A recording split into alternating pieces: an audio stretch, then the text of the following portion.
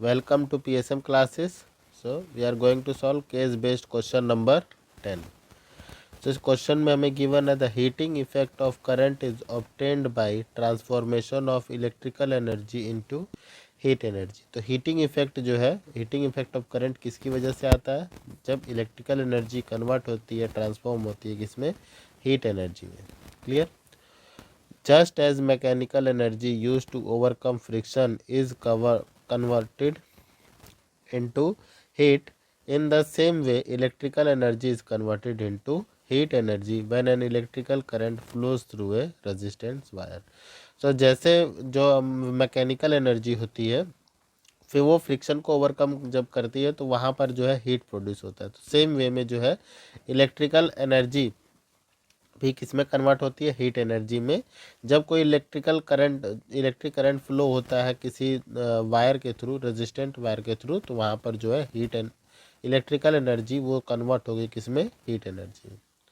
The heat energy produced in a conductor when a current flows through it is found to depend directly on strength of current, resistance of the conductor, time for which current flows. तो जो heat produce हो रही है किसी conductor में, जब उसमें से करंट फ्लोज हो रहा है, ठीक है, तो वो डायरेक्टली डिपेंड होती है किस पे? Strength of current. तो करंट जितना ज़्यादा होगा हीट एनर्जी उतनी ज़्यादा प्रोड्यूस होगी। Resistance of the current conductor, तो रेजिस्टेंस जितना ज़्यादा होगा हीट एनर्जी उतनी ज़्यादा होगी। Time for which the current flows, और टाइम पे भी डिपेंड करती है कितने टाइम के लिए करंट फ्लो हुआ था। The mathematical expression is given by h square plus I square RT। तो इसका मैथमेटिकल एक्सप्रेशन क्या है?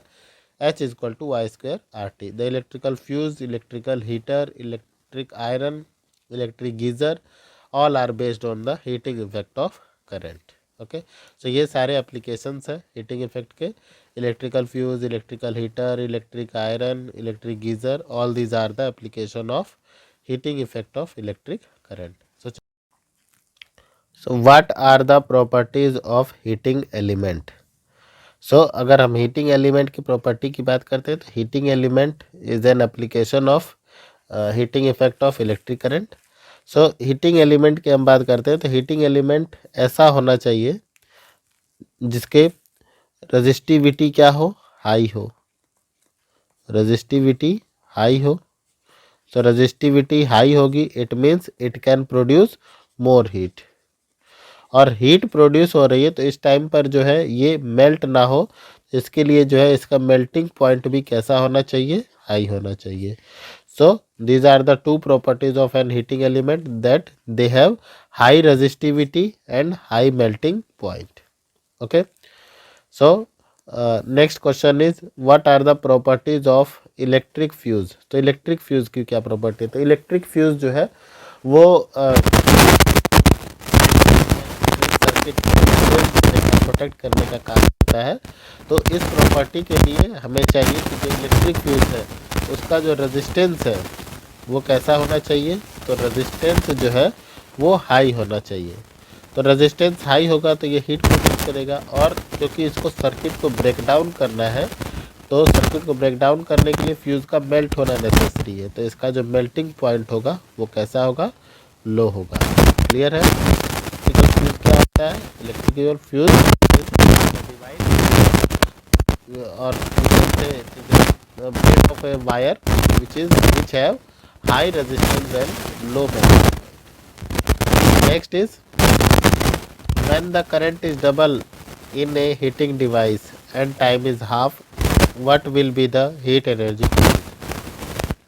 तो अगर किसी डिवाइस में हम क्या करते हैं कि करंट जो है वो डबल कर देते हैं, आई को क्या करते हैं? डबल कर देते हैं।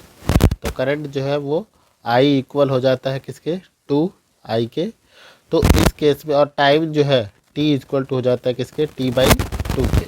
तो इस केस पे हीट एनर्जी पे क्या इफेक्ट होगा? तो हीट एनर्जी हमें पता है क्या फॉर्मूला होता है? I²R/T। तो अगर I के प्लेस पे 2I रख दें और R के प्लेस पे T/2 कर दें तो क्या इफेक्ट होगा?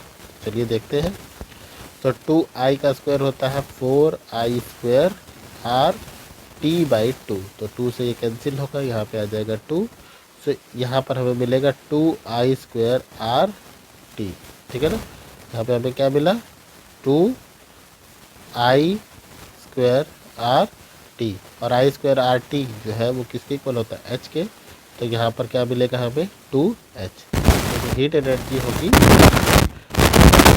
मिलेगी पहले से। ओके।